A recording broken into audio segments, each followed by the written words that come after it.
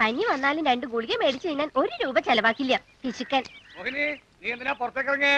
നീരിളക്കത്തിന് കഷായ വെള്ളം തിളപ്പിക്കാൻ പറഞ്ഞില്ലേ?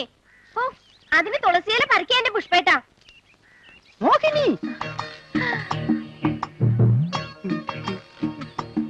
പിന്നെ വന്നോ? ഹായ്, ഇന്ന് പുറത്തേനുണ്ടോ? സോറി കേട്ടോ, അന്നത്തെ എല്ലാത്തിനും കാരണം അങ്ങേരുടെ സംശയം. എങ്ങനെയാ സംശയിക്കാതിരിക്കുക?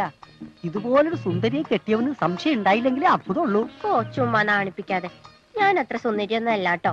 ആനക്കറിയില്ല ആനയുടെ വലിപ്പം. എന്തിനാ നല്ലത് പറഞ്ഞ നാവോണ്ട് തന്നെ എന്നെ എങ്ങനെ വേദനിപ്പിക്കണേ?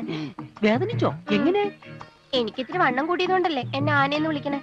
അയ്യോ, വണ്ണക്കാരിയല്ല, ബുദ്ധിശക്തിയുടെ കാര്യമാ ഞാൻ പറഞ്ഞേ. അല്ലേലും ഈ വണ്ണം ഈ കൊച്ചു സുന്ദരിക്ക് നല്ല ചേർച്ചയാ. ഒന്ന് പോകാം. ഹായ്, തുളസിയില്ല. ശോധയ്ക്കാണോ? അല്ല, കഷായത്തിനാ. അങ്ങേർക്ക് പനി നീരളക്കം വന്ന് അകത്ത് കിടക്കുകയാണ്. ആവൂ, ആ ഇളക്കക്കാരൻ്റെ അകത്തുണ്ടോ? അപ്പൊ ഞാൻ പോവാ, എനിക്കല്പം ധൃതിയുണ്ടേ.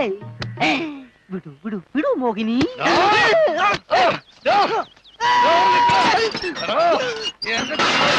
കളി ഞാൻ ഇന്നത്തോടെ അവസാനിപ്പിക്കണോ?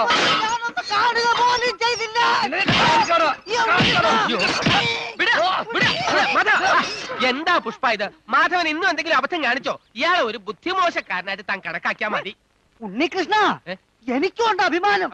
ഞാനൊരു ബുദ്ധിമുട്ടുകാരനാ, പക്ഷെ ബുദ്ധിമോശക്കാരെന്ന് പറഞ്ഞാൽ സഹിക്കില്ല കേട്ടോ. അയ്യോ, നിക്ക 2 ദിവസം തങ്ങിട്ട് പോയാൽ മതി. 2 ദിവസമല്ല, 2 മണിക്കൂർ പോലും ഞാൻ തങ്ങില്ലടോ.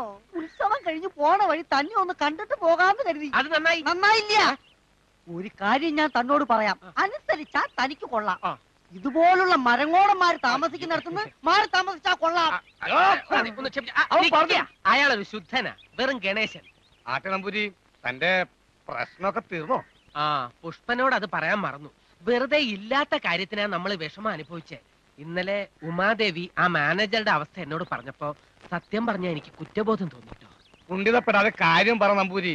ഭാര്യ എന്താ പറഞ്ഞേ? ആ മാനേജർ ഇനി അധികകാലം ജീവിച്ചിരിക്കില്ല. അയാളൊരു മാറാരോഗിയാ. അയാള് മാറാരോഗ്യല്ല, കാമരോഗിയാ. എടോ, അയാള് രോഗിയാണെങ്കിൽ ആശുപത്രി കിടന്ന് ചികിത്സിക്കാതെ ഈ പെണ്ണുങ്ങളെ കാറിക്കേറ്റ് ഇങ്ങനെ നടക്കുവോ?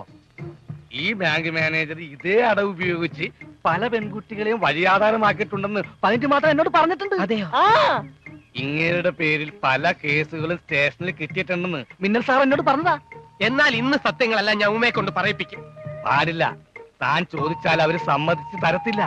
പിന്നീടുള്ള അവരുടെ നീക്കങ്ങളെല്ലാം രഹസ്യമായിരിക്കും. അവരറിയാതെ അവരെ ചുറ്റിപ്പറ്റി തെളിവുകൾ സംഘടിപ്പിക്കണം.